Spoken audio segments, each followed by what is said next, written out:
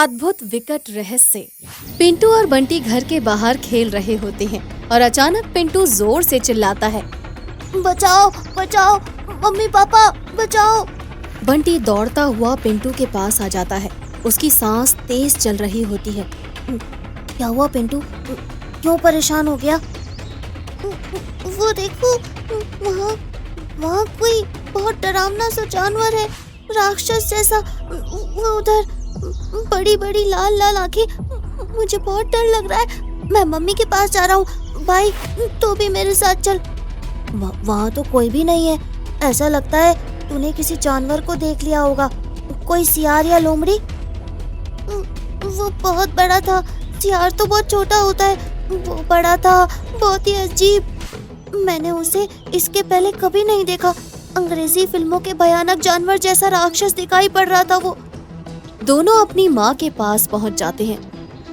माँ, मैंने एक बहुत ही भयानक राक्षस देखा, बहुत बड़ा। ये क्या कह रहे हो? यहाँ ऐसा कुछ भी नहीं रहता। इसे भ्रम हुआ है। ऐसा लगता है कि इसने किसी जानवर को देख लिया है। पापा, वो जानवर नहीं, कुछ अलग ही था। मैं ठीक से उसके बारे में बता नहीं पा रहा हूँ। मैंने उसे पहले कभी नहीं देखा। बहुत ही भयानक, डरावना था वो। उसे क्या नाम दूँ समझ में नहीं आ रहा। क्या आपने उसे कभी देखा था? बेटा पहले तुम आराम से बैठ जाओ, पानी पी लो, तुम्हें आराम की जरूरत है। मैं जाता हूँ, देख कर आता हूँ। ऐसा लगता है तुमने किसी भयानक आदमी को देख लिया है। नहीं पापा, वो भयानक आदमी नहीं था। आप वहाँ मत जाइए, वो फिर से आ जाएगा। पिंटू के पापा बाहर चले जाते हैं और घर के आसपास का मुआयना करते हैं। उन्हें कुछ मुर्गियों के सिवा कुछ भी नहीं दिखाई पड़ता। वो लौट के घर में चले आते हैं। जाओ बेटा, आराम करो, तुम बहुत थके हुए दिखाई दे रहे हो। पिंटू वहाँ से चला जाता है, लेकिन पिंटू की मम्मी के मन में सवाल घूमने लगता है। पिंटू के पापा, क्या पिंटू सच कह रहा था? वो कभी झूठ नहीं बोलता है। उसने देखा अवश्य है। भला ऐसा क्या हो सकता है? ये उसका भ्रम है। कभी कभी भ्रम में अलग अलग अनुभव होता है, जिसका सच्चाई से कोई वास्ता नहीं होता। अभी बच्चा है, सब कुछ ठीक हो जाएगा। एक दिन रात को बेडरूम की खिड़की से बाहर अंधेरे में फिर वही भयानक प्राणी दिखाई पड़ता है। पिंटू डर जाता है। वो प्राणी वहाँ से आगे बढ़ जाता है। मम्मी, वो देखो, वो राक्षस फिर से आया था। अभी अभी मैंने उसे जाते हुए देखा। पिंटू के पापा टॉर्च जला देते हैं। टॉर्च की रोशनी में बाहर कुछ भी नहीं दिखाई पड़ता। एक कुत्ते के ऊपर टॉर्च की रोशनी पड़ती है। ये तो डॉगी है। तुमने इसे ही देखा और डर गए। भला डॉगी से कोई ऐसे डरता है क्या? पापा, वो डॉगी नहीं था, वो बहुत बड़ा राक्षस था। उसके चेहरे की बनावट बहुत भयानक है। उसे देखकर ही डर लगता है। ऐसा लगता है किसी दूसरे प्लेनेट का जीव है। हमारी धरती पर ऐसे जीव नहीं होते हैं। पापा, हम यहाँ नहीं रहेंगे। यहाँ राक्षस हमें मार देगा। ठीक है, मैं देखता हूँ, तुम बाहर मत जाना। यदि ऐसा कुछ हुआ तो हम उसका इंतजाम करेंगे। कोई राक्षस कुछ नहीं कर पाएगा। अब पिंटू घर के अंदर चला गया और पिंटू के पापा के चेहरे पर चिंता की लकीरें साफ दिखाई देने लगी थी। वो पिंटू की मम्मी से कुछ बात करना चाह रहे थे। पिंटू की मम्मी जैसे ही आई, उन्हें वो एक अलग कमरे में लेकर चले जाते हैं। ये एक अद्भुत विकट समस्या है। हमें पिंटू को किसी साइकेट्रिस्ट को दिखाना होगा। वही हमारे बच्चे को ठीक से समझ पाएंगे और इसका इलाज भी कर देंगे। मुझे ऐसा नहीं लगता। उसने जरूर कुछ विचित्र मानव देखा होगा। मेरे बेटे ने कभी इस तरह से झूठ बात नहीं कही है जी। हमारा बंटी तो कभी उस जीव के बारे में जिक्र नहीं करता। दोनों भी यहीं रहते हैं और हमने उस जीव को कभी नहीं देखा। अकेले पिंटू को ही क्यों दिखाई पड़ता है? क्या इस बारे में भी तुमने सोचा है? हम पिंटू को लेकर कल ही साइकेट्रिस्ट के पास जाएंगे। दूसरे दिन पिंटू के पापा और मम्मी पिंटू को साइकेट्रिस्ट के पास लेकर जाते हैं और उन्हें सारी बातें विस्तार के साथ बताते हैं। बेटा सच सच बताओ, तुमने किस प्राणी को देखा था? डॉक्टर, मैंने बहुत बड़े भयानक चेहरे वाले राक्षस जैसे प्राणी को देखा था। मैंने उसका कहीं भी चित्र नहीं देखा है, इसीलिए मैं उसका नाम भी नहीं बता सकता हूँ। क्या तुम एक अंदाजे से उसका चित्र निकाल सकते हो? मैं कोशिश करूँगा। डॉक्टर द्वारा एक कागज और पेंसिल देने पर पिंटू चित्र बनाने लगता है। वो एक भयानक चेहरे वाले राक्षस का चित्र बनाता है। डॉक्टर बहुत सारे सवाल करते हैं और पिंटू उनके उत्तर देते जाता है। डॉक्टर भी असमंजस में पड़ जाते हैं। उन्हें ऐसा लगता है कि पिंटू को शायद भ्रम हुआ है, फिर भी वो किसी नतीजे पर नहीं पहुंच पाते हैं।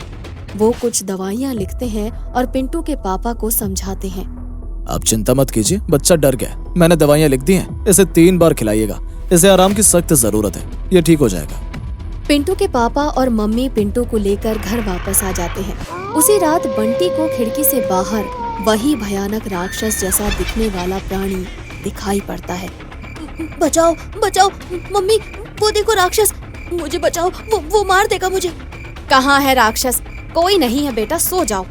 नहीं मम्मी, मैं नहीं सोऊंगा, वो राक्षस आ जाएगा, हमें खा लेगा। वो पिंटू को भी डराता है, हम दोनों के पीछे पड़ा है। हम यहाँ नहीं रहेंगे मम्मी, चलो नानी के घर चलेंगे, हम वहीं रहेंगे, वहाँ हमें कोई नहीं डराएगा। नानी के घर बहुत अच्छा लगता है मम्मी, चलो।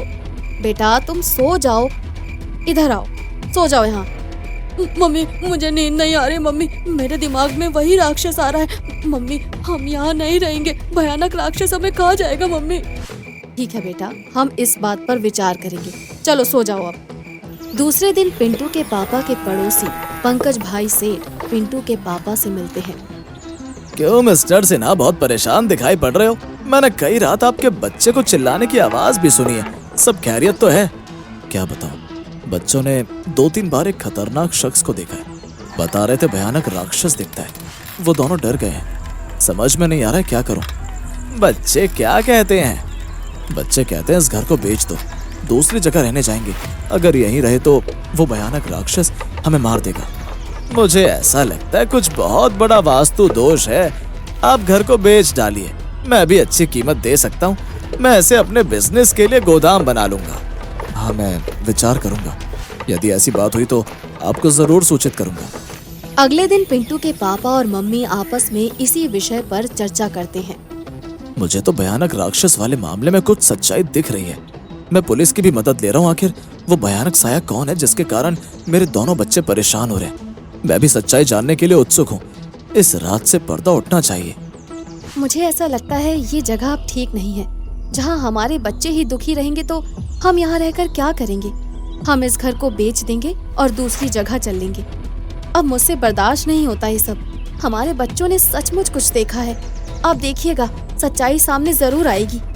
शाम होते ही इंस्पेक्टर डिसूजा सादे कपड़े में पिंटू के पापा से मिलते हैं और उन्हें आश्वासन देते हैं। आप चिंता मत करिए, मैं पूरी तहकीकात करूंगा। आखिर ये कौन है जो बच्चों को परेशान कर रहा है? रात होते ही खिड़की के पास पिंटू की मम्मी को वही भयानक चेहरा दिखाई पड़ता है। वो देखो, वो आ गया, देखो वो आ गया। मेरे बच्चे ने सही कहा था, उसे मारो, चलो। अचानक वो भयानक शख्स भागने लगा और उसका किसी ने पीछा भी कर लिया। पिंटू के पापा टॉर्च लेकर बाहर आ गए। जिस दिशा में वो भयानक शख्स भागा था उसी तरफ बढ़ गए। उन्होंने देखा कि किसी ने उसे दबोच लिया था। पिंटू के पापा को अंदाजा हो गया था कि दबोचने वाला शख्स इंस्पेक्टर डिसूजा ही था। वो आगे पहुंच गए और कुछ लोग इकट्ठा हो गए। यही है वो बदमाश जिसने बच्चों को डरा डरा कर उनका जीना मुश्किल कर दिया था। बोल रहे, कौन है तू? किसने तुझे भेजा है? बोल, नहीं तो यही मार मार के तेरी हड्डी पसड़ी एक कर दूंगा। बताता हूँ, मुझे मत मारो, मैं सब कुछ सच सच बता दूंगा।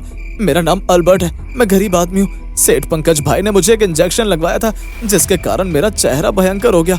मुझे उन्होंने बहुत पैसों की लालच दी और कहा कि किसी तरह इनके दोनों बच्चों को डराओ ताकि ये लोग घर मुझे बेच दें। अगर तुम सफल हो गए तो बहुत बड़ा इनाम पाओगे। इनाम के लालच में तुमने बच्चों को बहुत डराया, अब तुम्हें इनाम के नाम पर ठेंगा ही मिलेगा। काल कोठरी की हवा खानी पड़ेगी, वो अलग से। मुझे माफ कर दीजिए, मैं ऐसी गलती नहीं करूंगा। अब तुम्हें अपना अगला बयान जज के सामने देना होगा और जज साहब ही तुम्हारी तकदीर का फैसला करेंगे। आपके पंकज भाई को भी हथकड़ी लगानी पड़ेगी। इस प्रकार से इंस्पेक्टर डिसूजा द्वारा उस राज का पर्दाफाश हो जाता है और शख्स को गिरफ्तार कर लिया जाता है। पिंटू और बंटी का सारा डर दूर भाग जाता है।